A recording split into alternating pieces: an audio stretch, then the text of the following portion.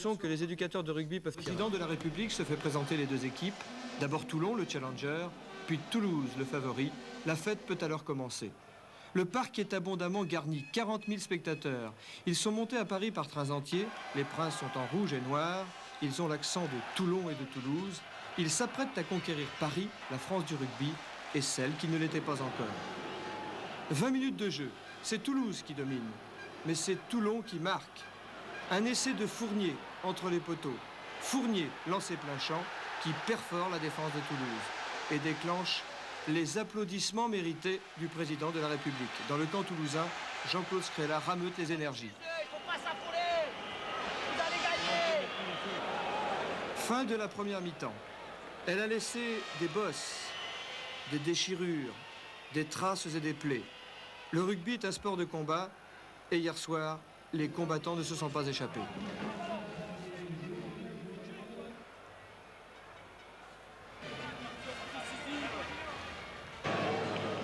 Deuxième mi-temps, c'est le réveil de Toulouse. Sur cette action, un long coup de pied de Gabernet. Une mauvaise réception de Fargue qui vient de remplacer Bianchi, contraint de faire banquette. Et Bonneval qui va récupérer cette balle pour le stade toulousain pour marquer un essai qui redonne l'espoir à Toulouse. Le premier essai d'une série de 6 dans cette finale réussie par Toulouse. Le festival toulousain continue d'ailleurs. Sur cette action, encore un coup de pied à suivre et un ballon récupéré par Éric Bonneval qui donne à Charvet. Charvet qui marque. 3 essais dans cette finale pour Charvet. Personne avant lui n'avait réussi le hat-trick. C'est un exploit historique. État d'urgence dans le camp toulonnais. Daniel Herrero et Jérôme Gallion se concertent. Il faut poser des barrières de sécurité. Oui, mais Bianchi n'est plus sur le terrain et sa sortie prématurée est un trop lourd handicap pour le rugby club toulonnais, qui tente pourtant sa chance sur cette action et qui va à l'essai même, grâce à Jérôme Gallion, dont les jambes font encore merveille. 6 points d'avance pour Toulon à cet instant du match. Il reste un tout petit quart d'heure à jouer. Oui, mais ce quart d'heure est toulousain. Un essai de Charvet, transformé par Lopez, à 10 minutes de la fin, remet les deux équipes à égalité. 19-19 au tableau d'affichage. On a recours à la prolongation.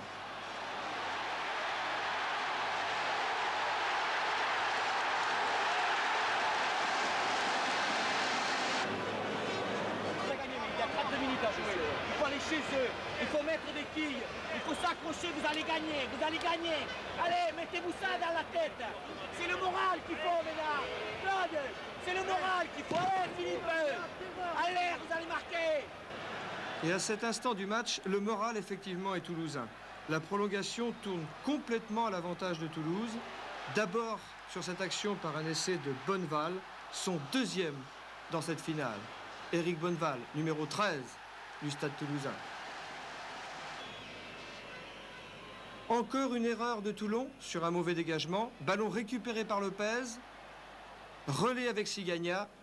Une fixation. On relance à l'intérieur. Les avants sont là en soutien. Et Claude Portelan marque un essai, le 5e du stade toulousain. 30-22, le bouclier n'est plus loin. À Toulon, le moral est en rade. Et le cœur n'y est plus. La fatigue se charge du reste.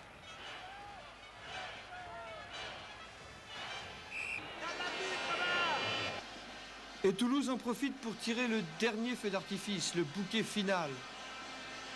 Un ballon pourtant gagné par Toulon, mais un mauvais dégagement et un ballon qui échoua dans les mains de Noves. Une relance du 3-carrel toulousain, c'est la panique dans la défense de Toulon. Et c'est l'occasion pour Charvet de parachever la victoire de Toulouse, 36-22. Toulouse qui remporte le bouclier de Brennus 38 ans après son dernier succès. Scrella et Villepreux sont champions de France. Dans une finale perdue, il ne reste plus rien pour les battus. Herrero et Gallion n'ont que leurs yeux pour pleurer. Daniel Herrero, admirable perdant, qui aura pour traduire ses pensées cette jolie formule « Le bonheur est dans le pré, cours-y vite, le bonheur est dans le pré, cours-y vite ». Il a filé.